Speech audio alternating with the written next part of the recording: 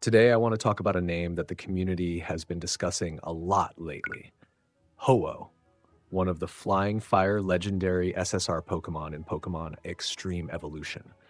I've spent quite a bit of time testing this Pokemon across different game modes, and honestly, the more I played it, the more depth I found beneath the surface. So in today's video, I'll break down everything, from its stats, skill kit, and Mega Brave talent, all the way to practical advice on whether Ho-Oh is actually worth investing in. No overhype, just a direct analysis of what it brings to the table. Before getting into the review, I want to quickly mention something for players who are currently playing Pokemon Xtreme Evolution. Since this is the Hong Kong version of the game, you'll need a VPN for a stable connection.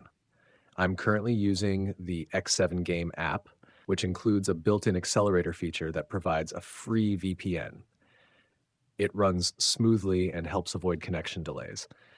On top of that, the app offers a 20% recharge discount, meaning you spend less money while receiving the same amount of in-game currency. Over time, that adds up to significant savings. More importantly, the welfare section of the app provides free gift codes specifically for this version of the game. I highly recommend checking it daily because codes can expire at any time. If today's code is gone, there may be a new one tomorrow.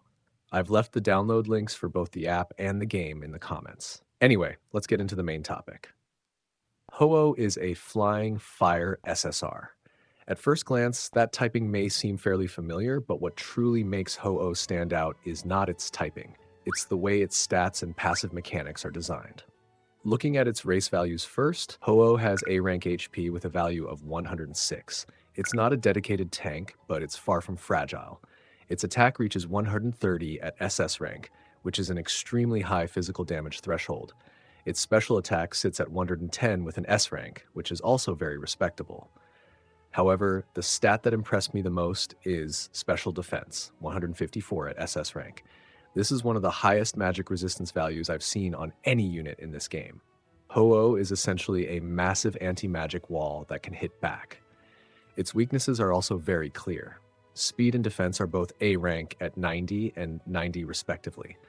With only 90 speed, Ho-Oh will usually move after faster opponents, and because of its flying fire typing, it takes double damage from rock type attacks, a very dangerous weakness that must be considered during team building.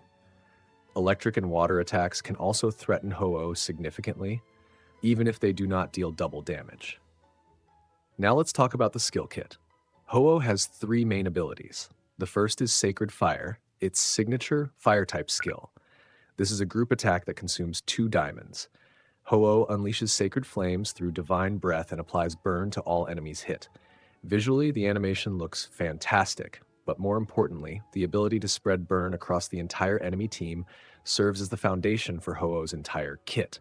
Next is Sky Attack, a flying-type single attack that generates 1 diamond when used. Ho-Oh dives down from the sky, dealing high damage with a chance to inflict burn. The third skill is Gust. It is also a flying-type single attack that generates 1 diamond and also has a chance to apply burn. Do you see the pattern? Ho-Oh's entire kit revolves around one thing and one thing only, the burn status. And this is where we get to the most important part. Its Mega Brave talent, called Flash Nature. This is the mechanic that transforms Ho-Oh from a normal legendary Pokemon into an extremely annoying unit to deal with. The core mechanic of this talent is Burn-Counterattack. The concept is simple, but incredibly effective. Whenever Ho-Oh is attacked by an enemy that is currently burning, it immediately deals counter damage back to that attacker.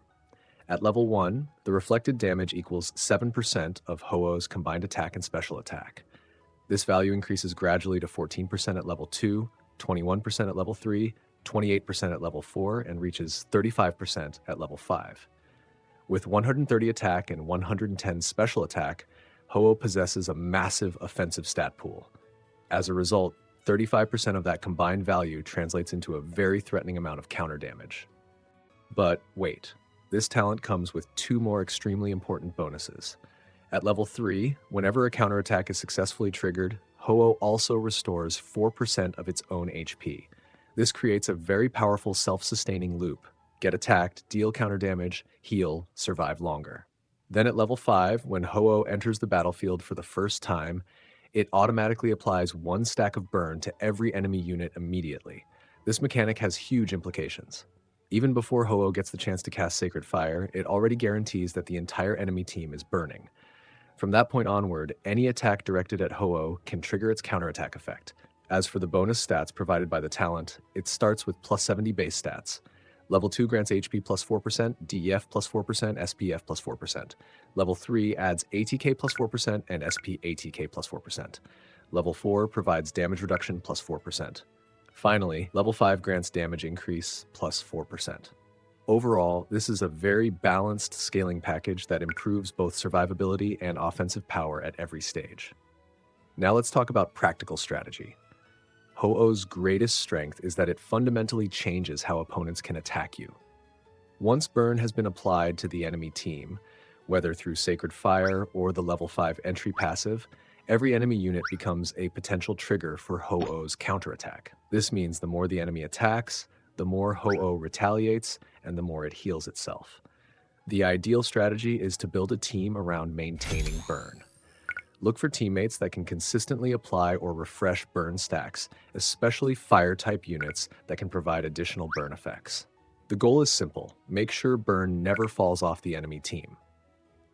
When it comes to building Ho-Oh, I see two viable approaches. The first approach sacrifices speed in favor of bulk and damage. Focus on HP, AT, and SB ATK. Take advantage of Ho-Oh's naturally massive speed def, and let it function as a counter damage tank. Ho-Oh does not need to move first. It needs to stay alive long enough for Sacred Fire and its passive mechanics to generate value over multiple turns. The second approach focuses on compensating for its speed. If you want Ho-Oh to act earlier and spread burn as quickly as possible, this is a viable option. However, you'll be giving up some durability to achieve it. Personally, I prefer the first approach because Ho-Oh's entire kit is designed around punishing attacks and counterattacking, not winning speed races. Looking at its overall strengths, Ho-Oh offers exceptional special defense, strong offensive scaling through both ATK and ATK, an extremely annoying automatic counterattack mechanic, self-healing through counterattacks, and a level 5 passive that spreads burn across the entire battlefield immediately upon entry. Combined together, these traits create a unit that is very difficult to remove from a fight when played correctly. Its weaknesses are also worth noting. Having only A-rank speed and HP means that highly aggressive fast units can potentially eliminate Ho-Oh before it gets rolling, especially if they can attack before burn is established. Rock-type attacks are particularly dangerous due to the double damage weakness. This is why Ho-Oh benefits greatly from team protection or speed support teammates that can help prevent a first-turn knockout.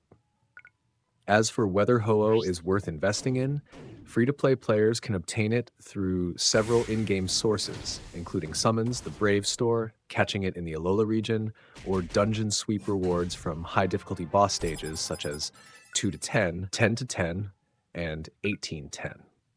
Fully unlocking Mega Brave to level 5 will definitely require a significant resource investment. However, even at level 3, the combination of counterattack and self-healing already forms a highly functional and effective kit. For pay-to-win players, there is not much debate. A properly built level 5 Ho-Oh is one of the most frustrating units to face in the current meta. To summarize, Ho-Oh is not a one-trick unit, and it is not just a collection piece for showing off. It follows a very clear combat cycle: spread burn, deal counter damage, heal itself, and maintain constant pressure throughout the battle. This is the kind of unit that rewards players who understand team building and know how to maximize synergies. If you enjoy a playstyle focused on controlling the pace of battle and punishing opponents for their actions, Ho-Oh is one of the best options currently available in Pokémon Xtreme Evolution. I give Ho-Oh a very high rating, especially if you already have teammates that can fully support and enhance its burn-based mechanics. If you found this video helpful, be sure to leave a like and subscribe so you don't miss future reviews. I'll continue breaking down more SSR units in upcoming videos, and I'll see you in the next one.